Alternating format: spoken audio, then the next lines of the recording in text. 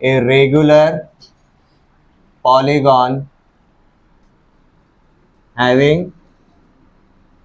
क्या बोला क्वेश्चन में, हैविंग साइड ऑफ, पॉलीगॉन बोला है हेक्सागोन बोला, polygon having a side of 10 centimetre,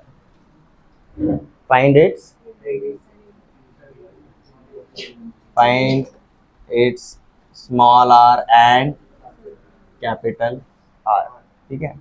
अब ये जो रेगुलर पॉलीगॉन है, इसके कितने साइड्स है, इसके बारे में हमें कुछ बोला है क्या, नहीं बोला है। तो ये क्वेश्चन के बहाने हम क्या करेंगे, एक पॉलीगॉन से रिलेटेड सारा का सारा मैटर हम अंडरस्टैंड कर लेंगे। For example let just say हम इसको कौन से टाइप का पॉलीगॉन पकड़ के चलते हैं, हेक्सागोन रहेगा, ठीक है। अब हेक्सागोन मतलब हमारे साइड्स कितने रहेंगे जी, 6 साइड्स रहेंगे। तो एक पॉलीगॉन को अंडरस्टैंड करने के लिए सबसे पहले हम कोई भी एरा गैरा पॉलीगॉन नहीं देख रहे, हम कौन से टाइप का पॉलीगॉन देख रहे हैं, रेगुलर पॉलीगॉन। तो रेगुलर पॉलीगॉन एग्जैक्टली क्या रहता है, पहले वो अंडरस्टैंड होना जरूरी है। Regular polygon means having equal sides and equal internal angles, having equal sides and equal internal angles, मतलब ये अगर मेरा हेक्सागन है तो इसके सारे साइड्स का लेंथ कितना रहेगा, जो गिवन है उतना ही रहेगा, और इसके जो सारे के सारे इंटरनल एंगल्स रहेंगे वो भी क्या रहेंगे जी, इक्वल ही रहेंगे। Number of sides and number of internal angles will be equal to 6। अब यहाँ पर कुछ कुछ ऐसे कंसेप्ट है जिनके बारे में आपको पता होना चाहिए। जो ये जो रेगुलर पॉलीगॉन रहता है, इसके हर एक वर्टेक्स को अगर हम सेंटर से कनेक्ट अगर करेंगे तो आपको देखो जितने साइड्स है ना उतने ट्रायंगल्स मिले। और मजेदार बात, ये जो सारे के सारे ट्रायंगल्स रहेंगे, ये कौन से टाइप के ट्रायंगल्स रहेंगे जी, कॉन्ग्रुएंट ट्रायंगल्स रहेंगे। रेगुलर पॉलीगॉन की ये खासियत होती है। अब ये हेक्सागन है इसलिए ये आपके 6 के 6 इक्विलैटरल ट्रायंगल्स बने, बट अदर देन 6 अगर कोई भी साइड्स रहेंगे तो ये सारे के सारे आपके कौन से टाइप के ट्रायंगल्स बनते हैं, आइसोसेलेस ट्रायंगल्स बनते हैं। उसका भी हम क्वेश्चन करेंगे। तो अभी हमें क्वेश्चन में क्या पूछा है, find it's in radius and circum radius. अब देखो रेगुलर पॉलीगॉन के लिए इन सर्कल मतलब कैसा रहेगा, ऐसा सर्कल जिसको इस पॉलीगॉन के सारे साइड्स टेंजेंट रहेंगे, मतलब ये कुछ इस तरीके से अंदर के साइड रहने वाला एक सर्कल रहेगा। अरे अगर हम सर्कम सर्कल की बात कर रहे हैं तो ऐसा सर्कल जो इस पॉलीगॉन के सारे वर्टेक्स के थ्रू पास करेगा, ठीक है। तो ये बड़ा वाला सर्कल का रेडियस हमारा कैपिटल आर रहेगा और ये जो अंदर वाला सर्कल है उसका रेडियस हमारा स्मॉल आर रहेगा। आपको बेसिकली इन्हीं के बारे में पूछा, ठीक है। और इनके बीच का रिलेशन अगर आप देखोगे, क्यों लगा सकते हैं, क्योंकि ये जो अंदर वाला सर्कल है और ये जो बाहर वाला सर्कल है दोनों का सेंटर एक ही रहेगा। बट ये कौन से टाइप के पॉलीगॉन के लिए होता है, सिर्फ रेगुलर पॉलीगॉन के लिए। इसलिए आप ये दोनों के बीच में रिलेशन लगा सकते हो only for a regular polygon. Why? Because ये मैटर होता है, उन दोनों का सेंटर कोइंसाइड करता है। अब अगर सेंटर कोइंसाइड करेगा, ये हमारा स्मॉल आर रहेगा, ये हमारा कैपिटल आर रहेगा, और ये कम से कम आइसोसेलेस ट्रायंगल बनता है, और रेडियस और ये टेंजेंट, तो ये 90 डिग्री बन जाएगा। आप अगर सिर्फ इसमें अगर ऑब्जर्व करोगे, मेरा टोटल साइड का लेंथ अगर मेरा L रहेगा तो ये उसका आधा कितना रहेगा भाई, L/2। अभी क्वेश्चन में हमें क्या दिया है, 10 सेंटीमीटर बोला है पूरा साइड का लेंथ, उसका हाफ मतलब अब ये क्या आएगा हमारा 5 सेंटीमीटर आएगा, बराबर है। अब देखो इस ट्रायंगल का एक साइड कैपिटल आर शो करता है, दूसरा साइड स्मॉल आर शो करता है, और एक साइड का लेंथ हमें पता चल जाता है। इनके बीच में रिलेशन हम लगा सकते हैं अगर हमें कोई भी एक एंगल पता रहेगा तो। एक एंगल वैसे पता है 90 डिग्री, अदर देन दैट, ठीक है। So there are certain concept जो आपको पता होने जरूरी रहते हैं, हम उसी के ऊपर फोकस करेंगे। हमें क्वेश्चन में क्या पूछा गया वो समझ में आया, हम अप्रोच कैसे करने वाला है। अब एक रेगुलर पॉलीगॉन से रिलेटेड हमें क्या पता होना चाहिए वो देखते हैं। रेगुलर पॉलीगॉन से रिलेटेड ये साइड्स हमें पता चल जाएंगी, बट ये इंटरनल एंगल्स मतलब क्या होता है।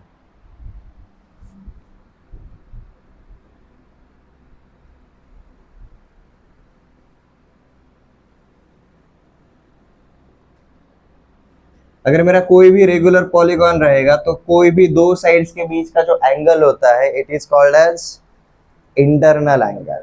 It is called as internal angle. कोई भी एक साइड दूसरे साइड के साथ, और एक साइड को अगर हमने एक्सपांड कर दिया, थोड़ा सा एक्सटेंड कर दिया, तो ये जो स्ट्रेट लाइन बनेगा इसी के बाहर साइड पे जो एंगल बनेगा वो हमारा कौन सा वाला एंगल रहता है जी, external angle. This is our internal angle. और जो हमने सरकम सेंटर या फिर इन सेंटर जो देखेंगे, हर एक वर्टेक्स को जब इस सेंटर के साथ कनेक्ट करते हैं तो यहां पर जो एंगल बनता है it is called as central angle. ठीक है, अब देखो मतलब हर एक पॉइंट को अगर कनेक्ट कर दिया, सारे के सारे सेंट्रल एंगल देखो एक ही पॉइंट पे बन रहे हैं, और एक पॉइंट पे एक प्लेन में रोटेशन ज्यादा से ज्यादा कितना होता है, 360 डिग्री का होता है, 360 डिग्री का होता है। So depending on a polygon, which type of polygon it is, हमारा कौन से टाइप का सेंट्रल एंगल बनेगा वो हमें पता चल जाता है। और जैसे ही सेंट्रल एंगल पता चल गया, we have the relation between central angle, internal angle and external angle, हमें सारे के सारे पता चल जाते हैं। Only by knowing which type of regular polygon it is, हमें ये सारे के सारे एंगल्स पता चल जाते हैं। यहां तक किसी को कोई डाउट है?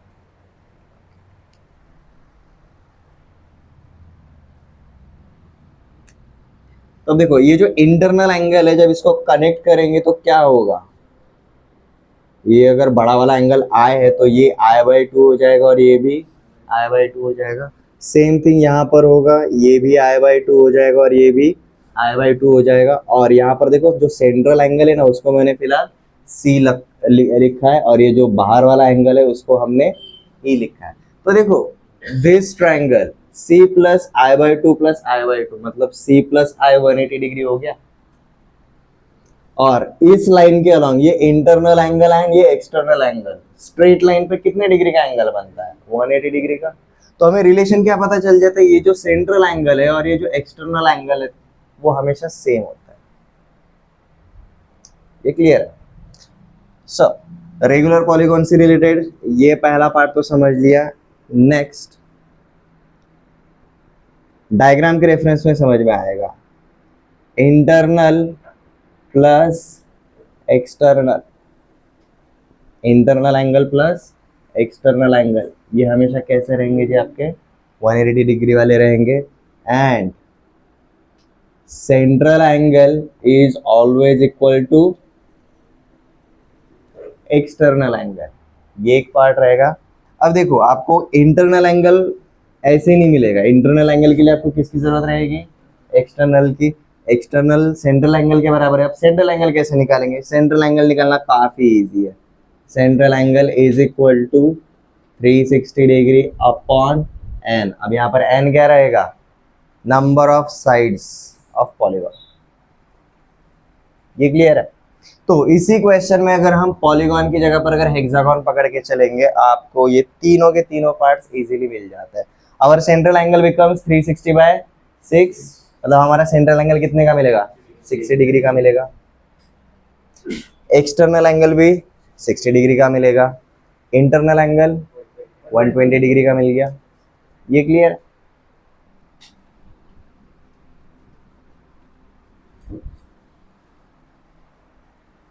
तो डायग्राम नहीं बनाया रहेगा तो भी चल जाएगा, बट एटलीस्ट ये लिख लो, डायग्राम वो अंडरस्टैंडिंग के लिए दिया है, हम कैसे वैल्यू निकाल रहे हैं आपको पता ये होना चाहिए, और ये अप्लाई करके देखेंगे हम।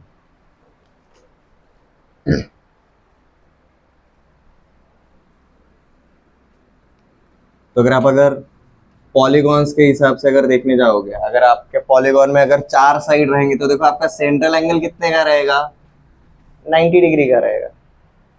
आपका एक्सटर्नल भी 90 का रहेगा, आपका इंटरनल भी 90 का रहेगा। अगर आपका पेंटागन अगर रहेगा तो देखो आपका सेंट्रल एंगल कितने का हो जाता है, 72 डिग्री का हो जाता है। वही आपका एक्सटर्नल रहेगा और आपका इंटरनल एंगल कितने का हो जाएगा, 108, सप्लीमेंट्री रहता है।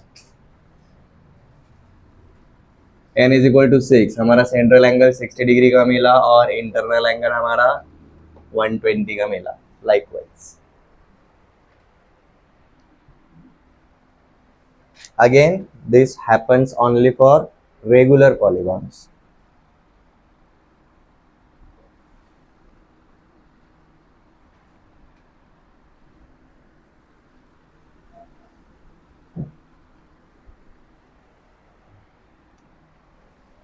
एक और चीज होती है जी रेगुलर पॉलीगॉन की वजह से, अगर हम किसी भी एक ट्रायंगल के ऊपर अगर फोकस करें, हमारे कई सारे जो ट्रायंगल्स बनते हैं वो कॉन्ग्रुएंट ट्रायंगल्स बनता है, ठीक है।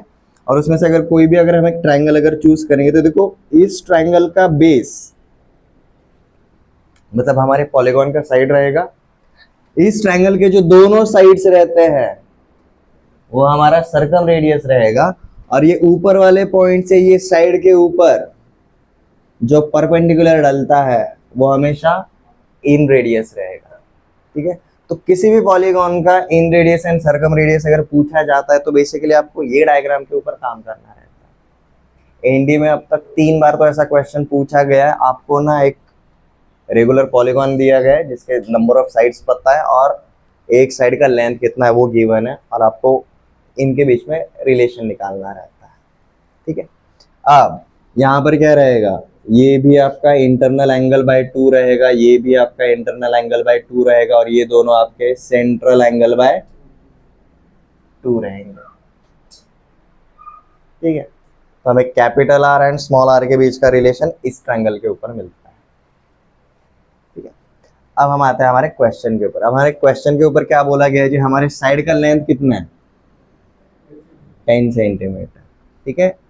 हमारे साइड 6 थे तो हमारा सेंट्रल एंगल कितना बना, 60 डिग्री। तो सेंट्रल एंगल अगर 60 है इसका मतलब ये वाला एंगल 30 बना और ये वाला एंगल भी 30 बना। इंटरनल एंगल कितने का है, 120, मतलब ये वाला एंगल 60 बना और ये वाला एंगल भी 60 बना। उसमें से अगर ये 10 टोटल लेंथ है, ये दोनों अगर कॉन्ग्रुएंट है मतलब इनका ये वाला साइड, ये इधर वाला 5 बना और उधर वाला भी 5 बना। आप कोई भी एक ट्रायंगल लेकर चलो दोनों में से सेम है, आपको अब एंगल पता होने की वजह से capital R and small r के बीच में हम रिलेशन लगा सकते हैं with the help of this side.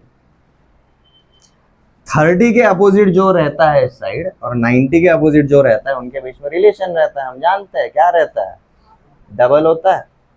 30 के अपोजिट का साइड जो रहता है उसके डबल हाइपोटेन्यूज होता है, ठीक है। तो अगर ये 5 अगर रहेगा तो ये कितना रहेगा, 10 रहेगा। अगर ये 10 है और ये 5 है और ये राइट एंगल ट्रायंगल है तो आप स्मॉल आर निकाल सकते हो, ये कितना रहेगा जी, 5√3।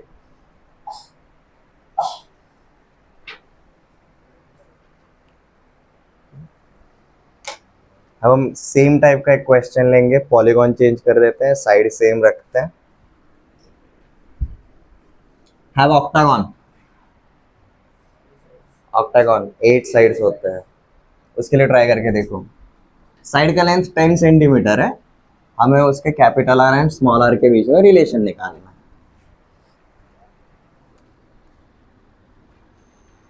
है। ए रेगुलर ऑक्टागॉन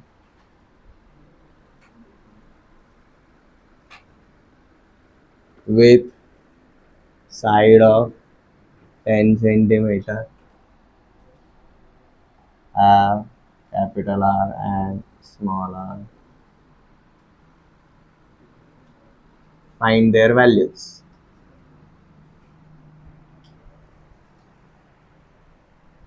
आपको पूरा का पूरा ऑक्टागॉन बनाने की जरूरत नहीं है,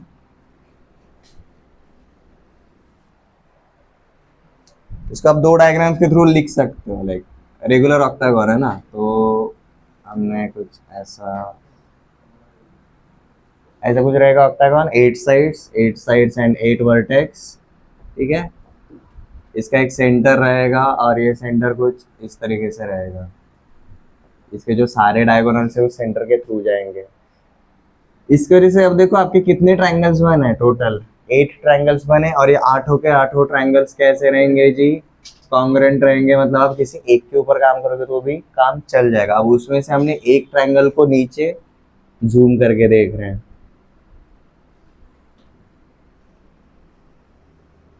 ठीक है। अब यहाँ पर हमें किसकी जरूरत रहेगी, हमें सेंट्रल एंगल की जरूरत रहेगी और हमें इंटरनल एंगल की जरूरत रहेगी। अब सेंट्रल एंगल कितना बोला था, central angle is equal to 360 upon n, we have 8 sides, तो 360 अपॉन 8 कितना आता है, हमारा सेंट्रल एंगल बनेगा 45 डिग्री, ठीक है। मतलब ये एंगल हमारा 45 डिग्री बना है, और अगर ये एंगल 45 डिग्री बना है तो मतलब ये 22.5 रहेगा और ये भी 22.5 रहेगा।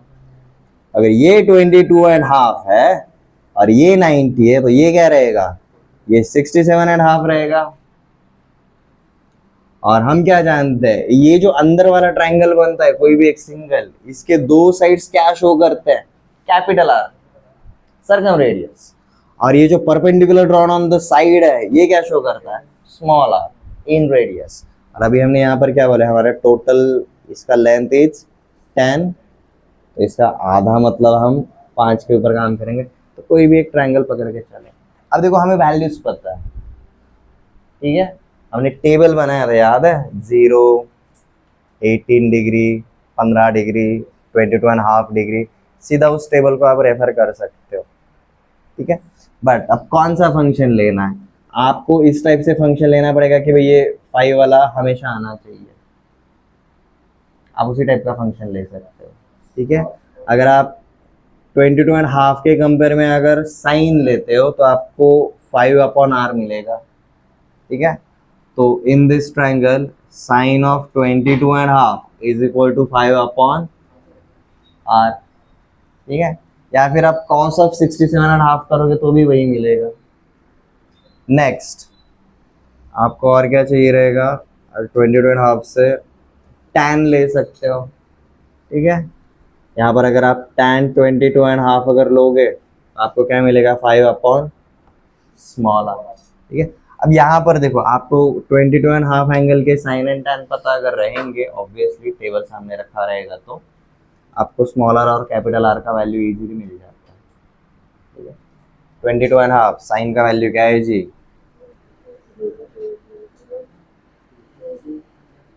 √2, रूट ओवर ही है ना पूरा का पूरा,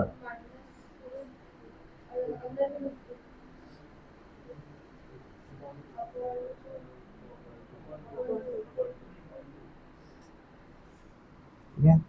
ये साइन 22.5 के लिए, तो this is equals to 5 upon R, criss cross हो जाएगा आपका, ये बन जाएगा R is equal to 10 upon √2 minus.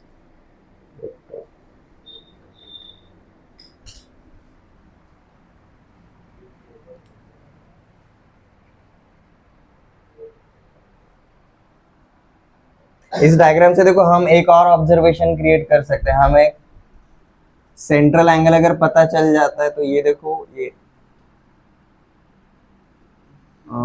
यहाँ पर कौन सा रिलेशन लग सकता है, adjustment upon this, cos of 22.5 आपको क्या देता है जी, small R upon capital R देता है, यस। हाँ, tan opposite upon adjustment,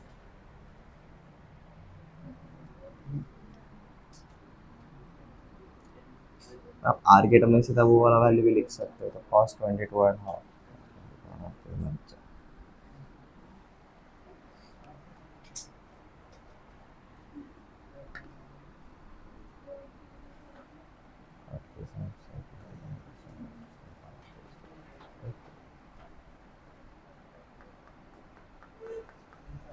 tan 22.5 √2 -1 ऐसा रहेगा अपॉन, बस उतना ही है ना। You will find out, tan के वैल्यू याद रखना बहुत इजी हो जाता है, this is equal to 5/r, मतलब r बन जाएगा आपका 5/√2 - 1। इनको रैशनलाइज करने के बाद हो जाएगा, इसको रैशनलाइज करना हार्ड हो जाता है, इसलिए इसको फिलहाल ऐसे ही रखो।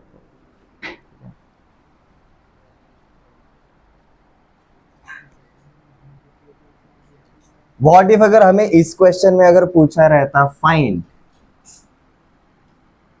Capital R upon small r,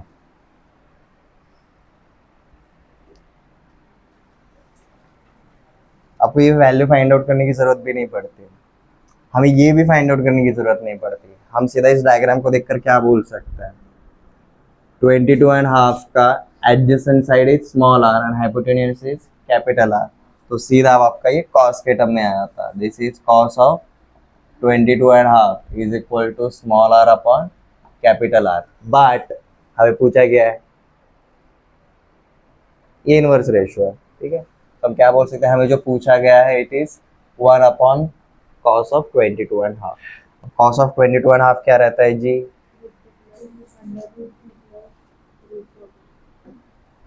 यही है, सिर्फ साइन चेंज है,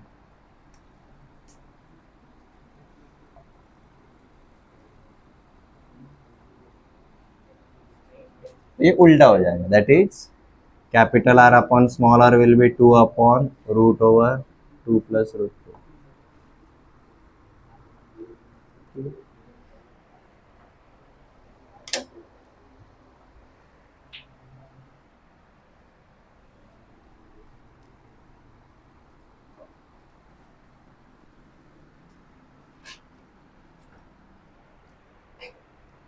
ओके, एक और रेगुलर पॉलीगॉन चेंज कर देता है, ऑक्टागॉन की जगह पर अब ले लो जी डोडेकागॉन, डोडेकागॉन मतलब ऐसा पॉलीगॉन जिसके कितने साइड्स रहते हैं, 12 साइड्स होते हैं, ठीक है,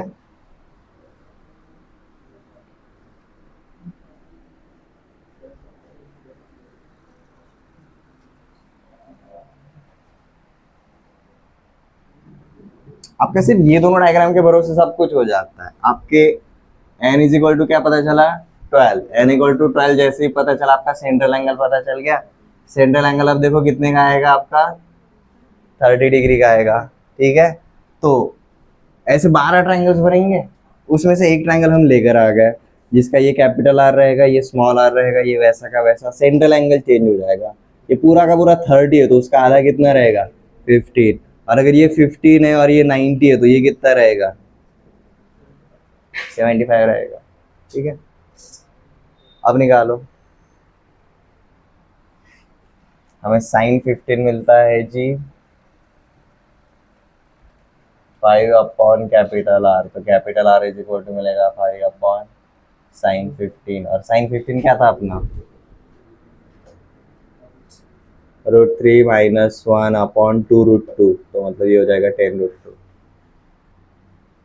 ऐसे ही था ना, साइन 15 √3 - 1 अपॉन 2√2, ये कैपिटल R हो जाएगा, और आपका स्मॉल r tan 15 के हिसाब से भी जा सकता है,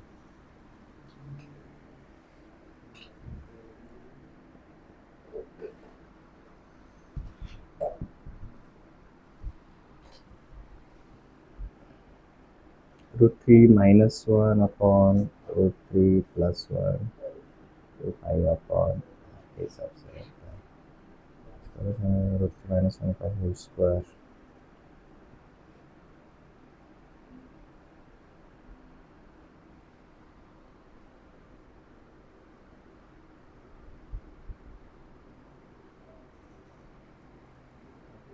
टू माइनस √3,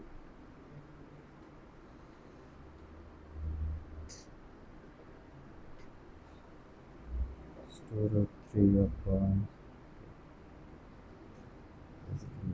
-√3,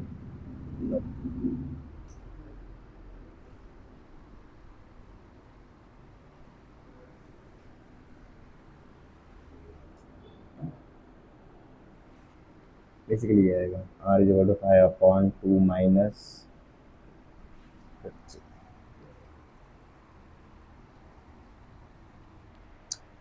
नीचे अगर इरेशनल नंबर है तो रैशनलाइज करना मत भूलो मेन एग्जाम में, डिपेंडिंग ऑन ऑप्शन आपको किस टाइप से दिया है। ठीक है, अगर आपको ये सब्जेक्टिवली अगर क्वेश्चन रहता है तो भाई रैशनलाइज तो नॉर्मली करना ही पड़ेगा।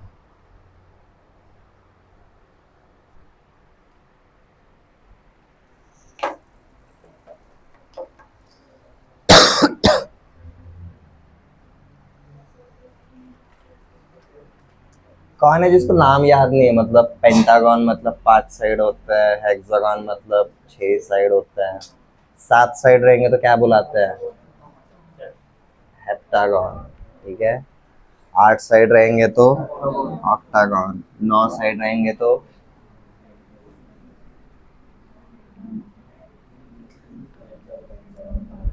तो एक टास्क ले लो आज के लिए, सिंपल टास्क है। आपको जो पॉलीगॉन्स होता है ना उनके साइड्स के हिसाब से नाम कितने रहता है, वो ना 20 साइड्स तक पता रहेंगे तो better. n is equal to 20 तक किस नाम से बुलाया जाता है, अगर ये आपको पता रहेगा तो बेटर है। ठीक है, सर कंसेप्ट पता है सर, बट ना पॉलीगॉन उन्होंने ना 15 साइड वाला बोला था, मैंने गलती से ना 12 साइड वाला ले लिया है, फिर 16 साइड वाला ले लिया, ये नहीं होना चाहिए। ठीक है, और इनके सिर्फ सामने जो प्रीफिक्स लगते हैं वही चेंज होता है, मतलब 6 के लिए हमारा हेक्सागन रहेगा, 7 के लिए हमारा हेप्टा रहता है, 5 के लिए हमारा पेंटा रहता है, उसके छोटे वाले को अपन सीधा क्वाड्रिलेटरल बुलाता है, 8 के लिए आपका ऑक्टा रहता है। इसमें मेरे को डाउट है, इसमें नोनागॉन ऐसा कुछ तो नाम है। ठीक है, बट 10 साइड के लिए तो फॉर श्योर डेकागॉन है। ठीक है, इसके आगे फिर वो रोमन लैंग्वेज की तरह एक्सटेंशंस लगते हैं।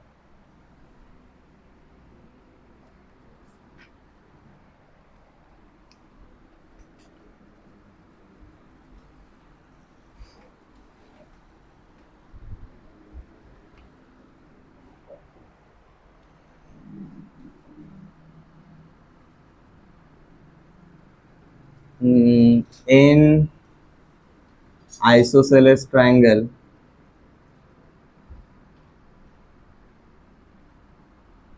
ABC,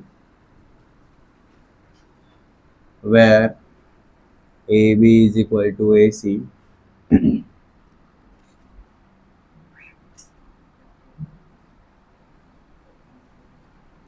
AD is perpendicular to BC and BC is equal to 10 centimeter.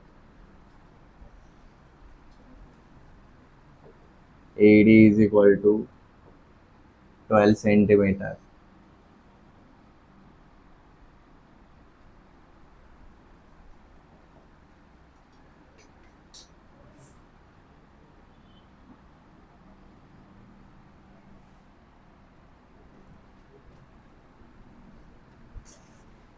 Find capital R and small r. ये गिवन डेटा को जब तक आप एक डायग्राम में कन्वर्ट नहीं करेंगे आपको आइडिया नहीं आएगा। सबसे पहले ट्रायंगल कौन से टाइप का है, तो नोमेनक्लेचर कैसे भी रैंडमली मत करो। ठीक है, where A B is equal to A C, मतलब आपको दो कॉन्ग्रुएंट साइड्स कौन सी है वो तो पता चल गया। नेक्स्ट क्या दिया जी, A D is perpendicular on B C. अब जैसे ही ए से आप परपेंडिकुलर ड्रॉ करोगे अपोजिट साइड पे, ये जो दोनों ट्रायंगल्स है ना ये आपके कॉन्ग्रुएंट ट्रायंगल्स बन जाते हैं। दो राइट एंगल ट्रायंगल्स बनेंगे आपके, एक बनेगा triangle A D B and दूसरा ट्रायंगल ए डी सी, ये दोनों के दोनों कॉन्ग्रुएंट रहेंगे। नेक्स्ट क्या बोला, B C is equal to 10 centimetre. अगर B C is equal to 10 है तो बी डी और डी सी क्या रहेंगे, 5 एंड 5। अगेन देखो आपके ना पॉलीगॉन में जैसा मिलता था ना उसी टाइप का ट्रायंगल मिल रहा है। अब क्या बोला है हमें, A D is equal to 12। अब देखो भाई राइट एंगल ट्रायंगल है, आपको ना ए डी पता है, बी डी पता है, ए बी पता चल जाएगा या फिर ए सी पता चल जाएगा। ठीक है, ओरली कर सकते हो। क्या मिलेगा जी, A B is equal to 13 मिल जाएगा, मतलब ये भी क्या रहेगा आपका 13 रहेगा। मतलब देखो in this triangle A B C आपको ये ए का वैल्यू मिल गया, ये आपको बी का वैल्यू मिल गया और ये आपको सी का वैल्यू मिल गया, बराबर है। अब capital R and small r निकालना उतना हार्ड नहीं है। हम यहाँ पर कौन सा वाला फॉर्मूला यूज करेंगे, R is equal to A B C upon 4 times of area, बराबर है। और यहाँ पर क्या यूज करेंगे, same area upon semi perimeter, ठीक है। कर जल्दी।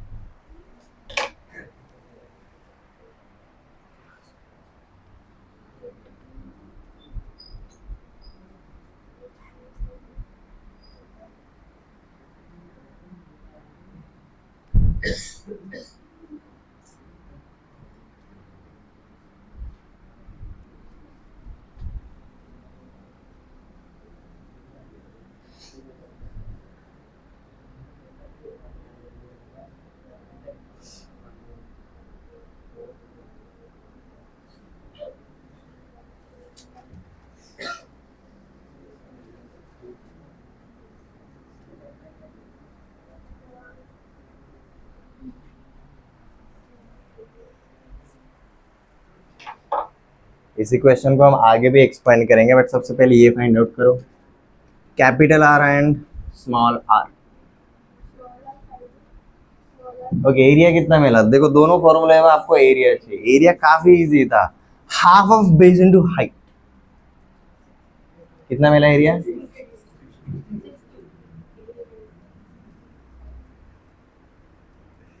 60 स्क्वायर यूनिट्स। यूनिट्स क्या दिए, सेंटीमीटर।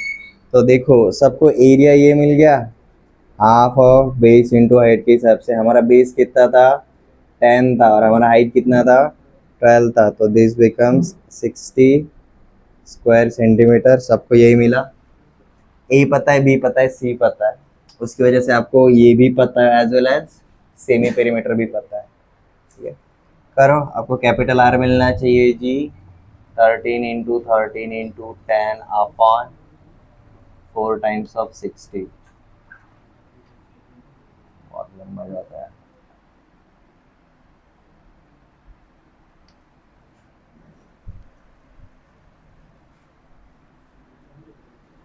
आपको स्मॉल आर क्या मिला जी, semi perimeter is 18, semi perimeter 18 आएगा ना। अब ये बन जाता है कि आपका 16 अपॉन 18। सिमिलर क्या होगा, 6 से डिवाइड होता है, 10/3।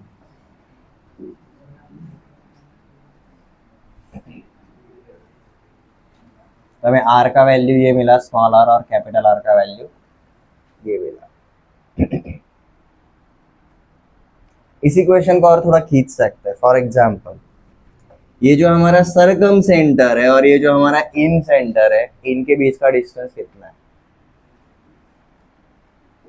कैपिटल आर बना मतलब सरकम सर्कल रहेगा, स्मॉल आर बना मतलब इन सर्कल रहेगा, और सर्कल है तो इन दोनों के दो अलग अलग सेंटर भी होंगे। ये सरकम सेंटर का हमने ओ बोला और इन सेंटर का हमने आई अगर बोला, तो ये ओ और आई के बीच में कितना डिस्टेंस है ये भी निकाल सकते हैं। कैसे निकालेंगे, anyone, any idea.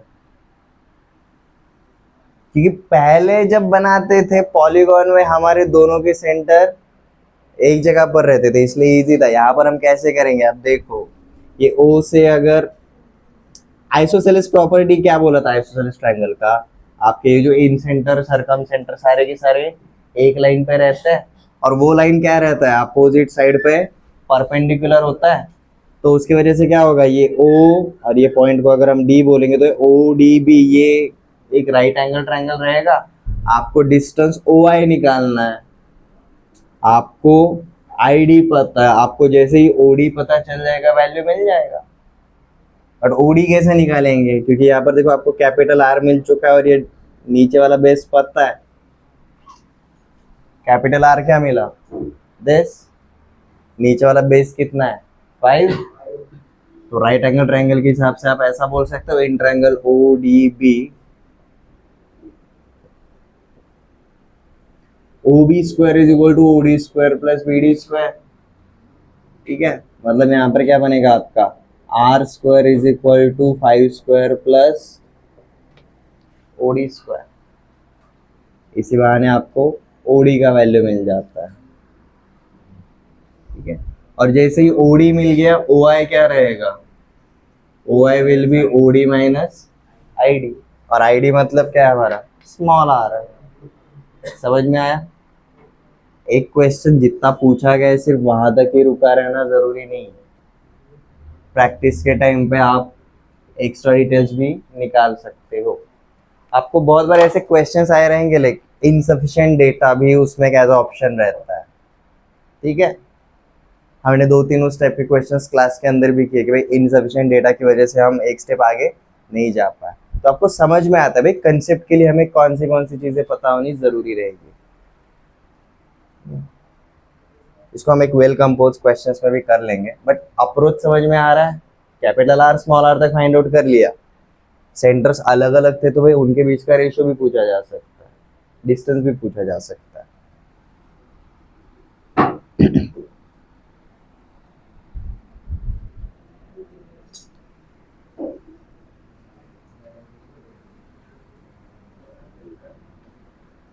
In triangle A B C, in triangle A B C, small b is equal to small a,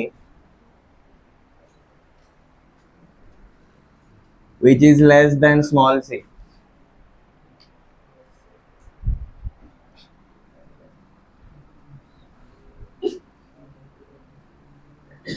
If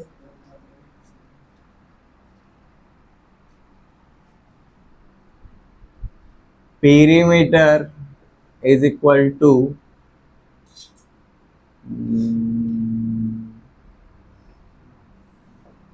50 centimeter,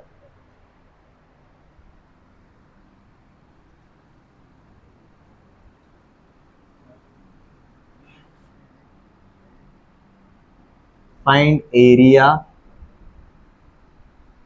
and capital R.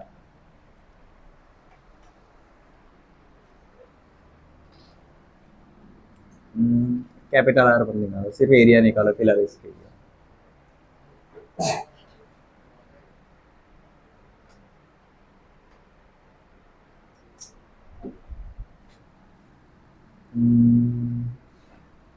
यहाँ पर ऐसा बोल,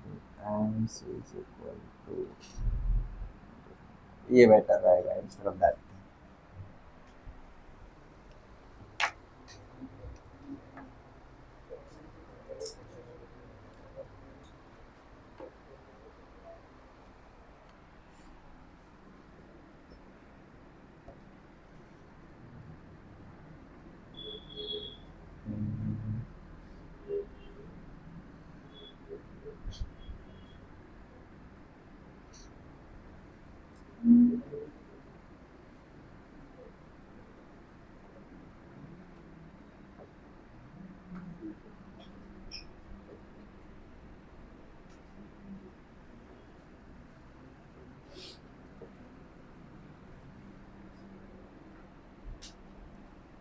नेक्स्ट वाला question, find sum of internal angles for given regular polygons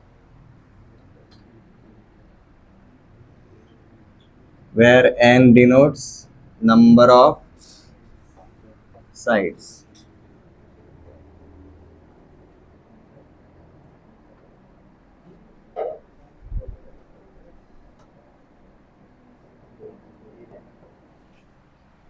पहले वाले question में area निकालना है, काफी इजी क्वेश्चन है, डायग्राम बनाओगे आपको समझ में आ जाएगा क्या निकालना है।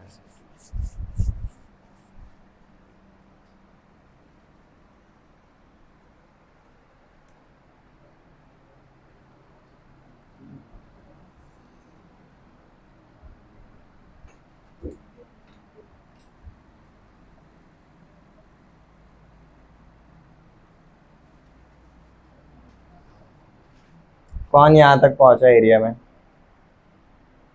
ठीक है, आपको √5 के अंदर ऐसा कुछ तो वैल्यू मिलेगा। ठीक है,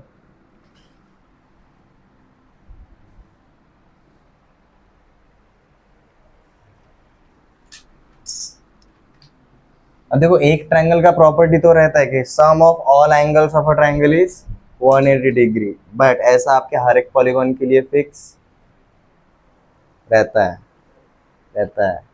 ट्रायंगल के लिए अगर फिक्स है, बाकी के सारे पॉलीगॉन्स तो ट्रायंगल के थ्रू ही बना है, तो उनके लिए भी फिक्स फॉर श्योर रहेगा। Sum of internal angles for any polygon is always fix. मैं सिर्फ रेगुलर पॉलीगॉन की बात नहीं कर रहा, किसी भी पॉलीगॉन के लिए। ठीक है, मतलब अगर मैं 4 साइड वाला परफेक्ट स्क्वायर पकड़ के चलूँ या फिर नॉन पैरेलल साइड वाला कोई भी क्वाड्रिलैटरल पकड़ के चलूँ, ये दोनों क्वाड्रिलैटरल है, दोनों के चारों साइड्स रहेंगे, तो भाई दोनों के सम ऑफ इंटरनल एंगल्स भी सेम रहेगा। स्क्वायर के मामले में हमें क्या पता भी, फॉर श्योर हर एक एंगल 90 डिग्री है।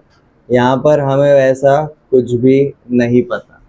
ठीक है, यहाँ पर ये 1 2 3 प्लस 4, ये चारों का एडिशन 360 आएगा।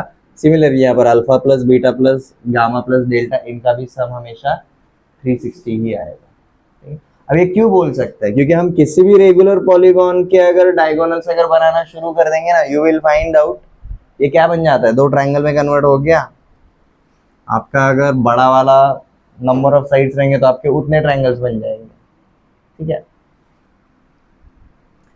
तो ये सम ऑफ ऑल इंटरनल एंगल्स, इसके लिए आप सीधा एक फॉर्मूला याद रख सकते हो, that is n-2 times of 180 degree.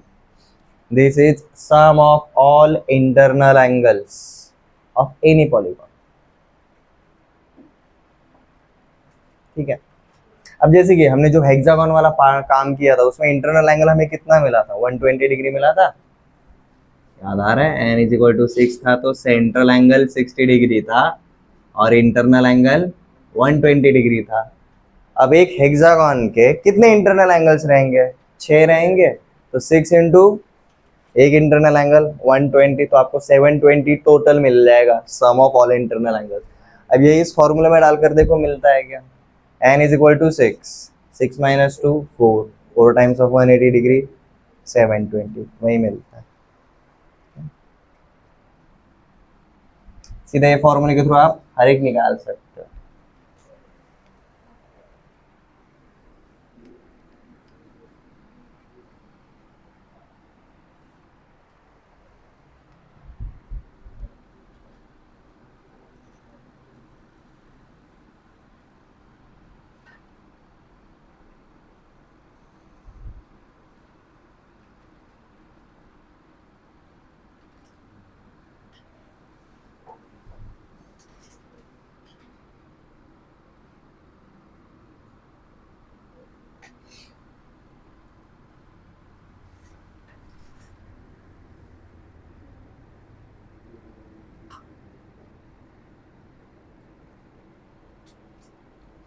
For triangle ABC, अब देखो पॉइंट्स के कोऑर्डिनेट्स दिए हैं।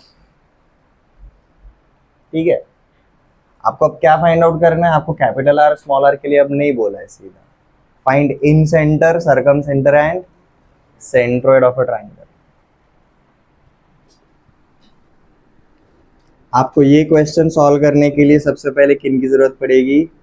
A, B एंड C की जरूरत पड़ेगी। तो पहले वो फाइंड आउट करना पड़ेगा आपको, बहुत ईजी है, डिस्टेंस फार्मूला से हो जाता है।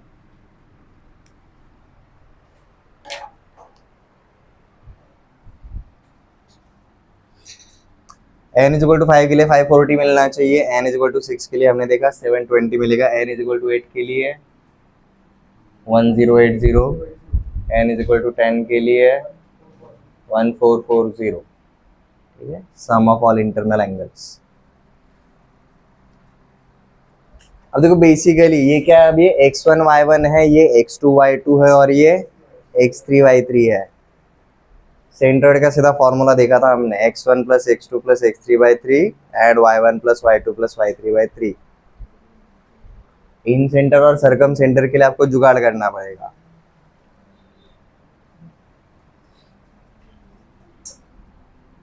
अगर आप इसका डायग्राम अगर बनाओगे, ये कौन से टाइप का ट्रायंगल है जी? ये राइट एंगल ट्रायंगल है, ये राइट एंगल ट्रायंगल है। देखो ना, ये पॉइंट्स को अगर आप कंस्ट्रक्ट करोगे, मेरा ए गया है 12,0, मेरा सी गया है 0,0 और मेरा बी गया है 0,-5। मतलब ये कुछ ऐसा है, this is A, this is B and this is C. अगर ये ए है तो ये स्मॉल ए रहेगा, ये स्मॉल बी रहेगा और ये स्मॉल सी रहेगा। ऐसा कुछ डायग्राम बनेगा। सबसे पहले हमें बी का वैल्यू क्या मिलता है? 12 मिलता है। ए का वैल्यू क्या मिलता है? 5 मिलता है। सी का वैल्यू क्या मिलेगा? 13 मिलेगा। ठीक है, सेंट्रोइड के लिए तो सीधा फॉर्मूला है। ठीक है, इन सेंटर के लिए भी हमने डायरेक्ट फॉर्मूला क्रिएट किया हुआ है, अगर याद रहेगा तो।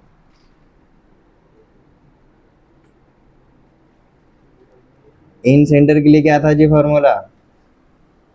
ax1 plus bx2 plus cx3 upon a plus b plus c and ay1 plus by2 plus cy3 upon a plus b plus c। Point A के कोऑर्डिनेट्स रहेंगे x1 y1, b के रहेंगे x2 y2 और c के रहेंगे x3 y3।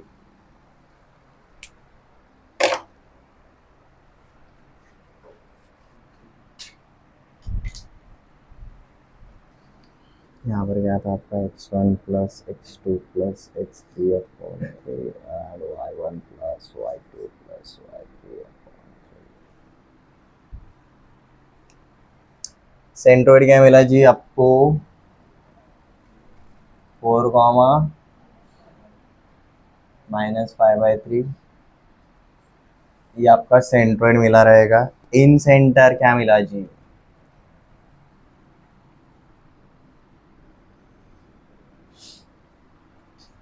ax1 मतलब 5 × 12 plus bx2 मतलब 0 and cx3 upon a plus b plus c।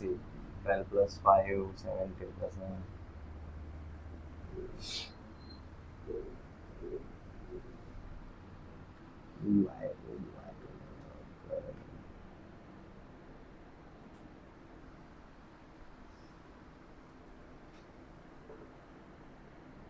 2, -2 in centre.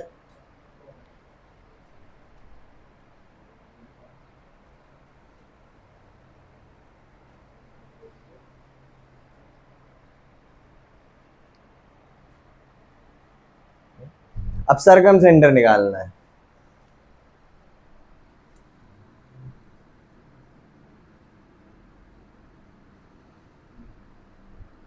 हमारे सरकम सर्कल का कंसेप्ट क्या रहता है भाई? सरकम सर्कल का जो भी सेंटर रहेगा, लेट जैसे उस पॉइंट को हमने पकड़ लिया h कॉमा के, तो भाई ये जो h कॉमा के पॉइंट है ना, ये a से जितनी दूरी पर है उतना ही b की दूरी पर है और उतना ही c की दूरी पर है। मतलब उसका distance from all this 3 points will be same. तो हमें क्या पता चल जाता है? लेट जैसे उस पॉइंट को हमने पकड़ लिया कोई, तो o पकड़ लिया, तो हम सीधा क्या लिख सकते हैं जी? OA is equal to OB is equal to OC। ठीक है, अब ये जो सरकम सर्कल का सेंटर है O, उसको हमने अगर h कॉमा के अगर बोला, तो OA का डिस्टेंस मतलब क्या रहेगा? 12 माइनस h का स्क्वायर प्लस 0 माइनस के का स्क्वायर का रूट। OB का स्क्वायर कितना रहेगा जी आपका? 0 माइनस h का स्क्वायर प्लस -5 माइनस के का स्क्वायर। और यहाँ पर आपका OC क्या रहेगा? h square plus k square रहेगा, क्योंकि 0 से ही माइनस कर रहे हो ना। ठीक है, एक इक्वालिटी, एक इक्वेशन, दूसरा इक्वालिटी, दूसरा इक्वेशन, पहले और तीसरे को कंपेयर करोगे तो आपको मिलेगा तीसरा इक्वेशन। 3 इक्वेशन है, बट आपके अननोन कितने हैं? सिर्फ 2 है, आराम से सॉल्व हो जाए। ठीक है, देखिए 0 माइनस के का स्क्वायर मतलब के स्क्वायर ही रहेगा। ठीक है, अगर मैंने फर्स्ट एंड थर्ड को अगर कंपेयर किया तो देखो क्या मिलता है मुझे, दोनों का रूट हटा सकते हैं क्योंकि इक्वालिटी है, दोनों साइड पे स्क्वायर कर दिया तो भाई 12 माइनस एच का square plus k square is equal to क्या मिला जी, h square plus k square, k square cancel, बचा सिर्फ एच। आपको यहाँ पर मिलता है जी 144 minus 24h is equal to 0। आपको एच का वैल्यू मिलेगा 6। फर्स्ट एंड थर्ड को करोगे तो देखो आपका यहाँ पर एच स्क्वायर बनता है, वहाँ पर 25 plus k square minus 10k plus 10k जाएगा is equal to h square plus k square, दोनों साइड से h square cancel, k square cancel. K का वैल्यू देखो क्या मिलता है आपको 5/2 minus 5/2, h is equal to 6 and k is equal to minus 5/2।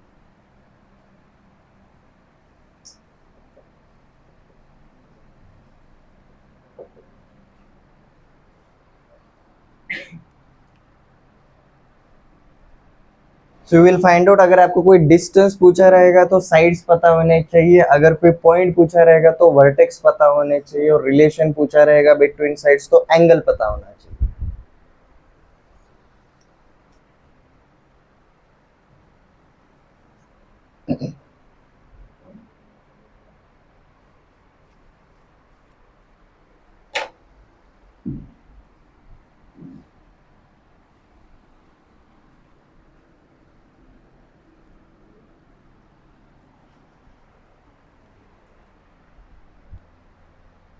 इसका इंसर्कल कुछ तो इधर आएगा, इसका सेंट्रॉइड कुछ तो इधर आएगा, और इसका सरकम सेंटर यहाँ पर मिलेगा।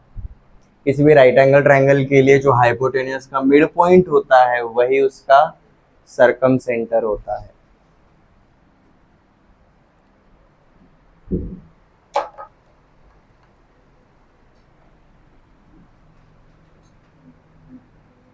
ट्रायंगल्स एंड इट्स प्रॉपर्टीज, ये वाले चैप्टर में हमने बेसिकली शुरुआत में ट्रायंगल्स से रिलेटेड साइड्स एंड एंगल्स, उनके बीच में क्या रिलेशन है उससे रिलेटेड सारे फॉर्मूलेस देखे, sine law, cosine law, projection फॉर्मूले, एरिया, हाफ एंगल, ठीक है, टेंजेंट्स लॉ भी। उसके बाद हमने सर्कल्स रिलेटेड टू ट्रायंगल देखे, दो ही टाइप के सर्कल बनते हैं, एक तो सर्कमस्क्राइब सर्कल बनेगा या फिर इंस्क्राइब सर्कल बनता है। इंस्क्राइब सर्कल के जैसा ही फॉलो करने वाला एक एक्सक्राइब सर्कल भी कंसेप्ट बनता है, ठीक है, वो ज़्यादा पूछा नहीं जाता, हमने capital R and small r के ऊपर ज़्यादा फोकस किया।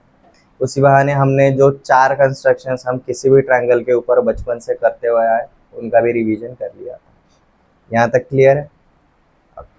ये चैप्टर के सारे फॉर्मूलेज आप फॉर्मूले बुक में भेज सकते हो, ज़रूरी है। हम किसी भी ट्रायंगल के बारे में जब भी बात करते हैं तो ट्रायंगल साइंस प्रॉपर्टीज के सारे फॉर्मूले वहाँ पर वैलिड रहेंगे। यहाँ तक क्लियर है?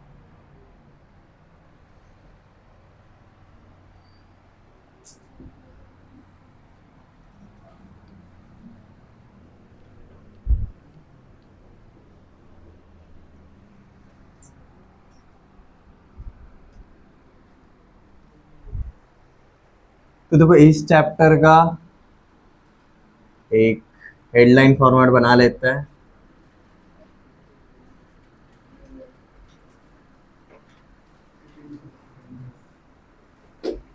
Triangles and its properties. देखो सबसे शुरुआत में हमने इसका सिर्फ इंट्रोडक्शन देखा, like triangle has 3 vertex, 3 sides, 3 angles, ठीक है, तीनों साइड्स के बीच में क्या रिलेशन होता है, तीनों एंगल्स के बीच में क्या रिलेशन होता है वो देखा था। उसके हिसाब से हमारे 9 नॉर्मल एंगल वाले फॉर्मूले बने थे और 9 हाफ एंगल्स वाले फॉर्मूले बने थे, ठीक है। तो याद करो यहाँ पर टोटल 18 फॉर्मूलेज बने हैं। उसके बाद हमने क्या देखना शुरू किया जी, साइन लॉ, एक ही फॉर्मूला है। उसके बाद हमने देखा जी कोसाइन लॉ, कोसाइन लॉ के कितने फॉर्मूलेज है, 3 है। चेंज हो सकता है क्या? हाँ जी हो सकता है, रिशफल करके हम चेंज कर सकते हैं। उसके बाद देखा दीजिए हमने प्रोजेक्शन फॉर्मूले, ये भी कितने हैं, 3 है। उसके बाद देखा जी एरिया, ये भी 3 वाला ही है। साथ में देखा था जी टेंजेंट्स लॉ, ये भी कितने हैं, 3 फॉर्मूलेज रहेंगे।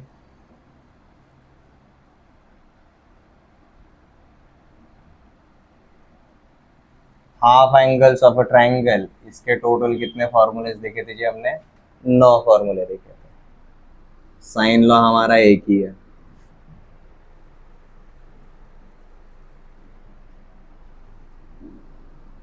और इसके बाद हम जैसे ही गए सर्कल्स रिलेटेड टू ट्राइंगल,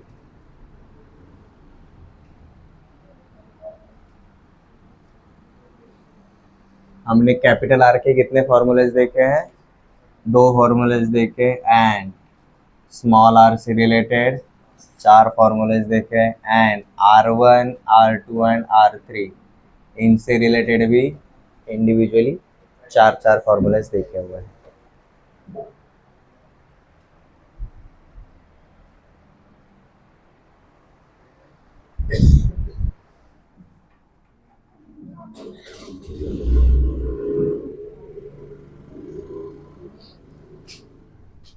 अब ये पॉइंट्स रिलेटेड टू ट्रायंगल जब रहता है, अब पॉइंट्स रिलेटेड टू ट्रायंगल मतलब हमारा कौन से वाला point, centroid, circumcentre and incentre. देखो आपके पास इन सेंटर एंड सेंट्रॉइड के लिए डायरेक्ट फॉर्मूला है, ठीक है। इसके लिए सरकम सेंटर के लिए आपको कौन सा वाला फॉर्मूला यूज करना पड़ेगा जी, distance formula. Points related to triangle निकालने के लिए आपको हमेशा क्या पता होना चाहिए जी, vertices of a triangle given रहेंगे तभी पॉइंट्स रिलेटेड टू ट्रायंगल निकाल सकते हो, ठीक है। और वर्टेक्स भी गिवन रहेंगे ना, आपको साइड्स भी पता चल जाता है, कोई भी 2 वर्टेक्स के बीच का डिस्टेंस निकालो वो आपको साइड मिल जाता है। ये जो प्रीवियस क्वेश्चन देखा था हमने उसमें वही देखा था।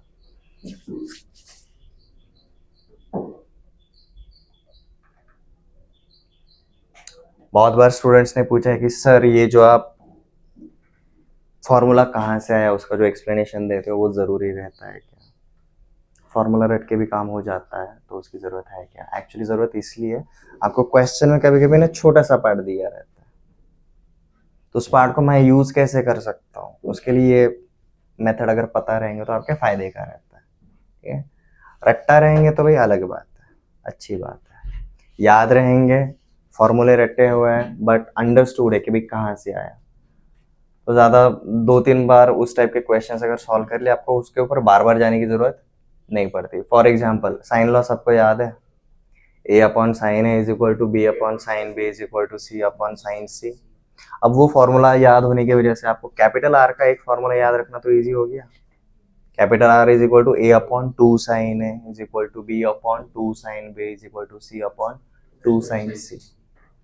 अब ये रिलेट करके अंदाजा लगाना सीख लो, ठीक है।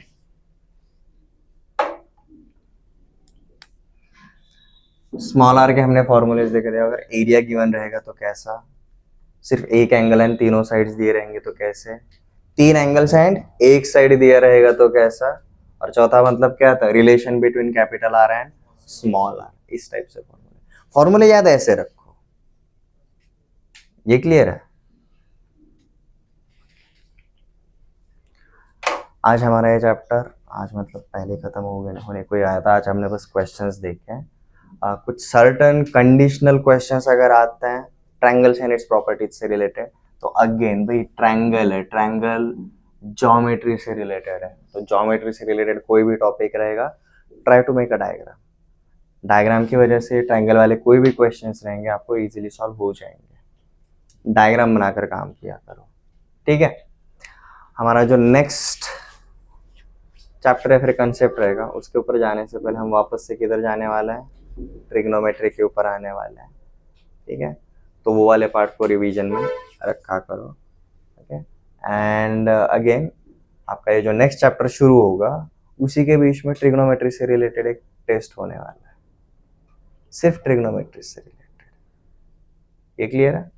उसमें इंटरेस्टिंग बनाने के लिए बाइनरी डाल देंगे, ना के बराबर काम है उसका, ठीक है।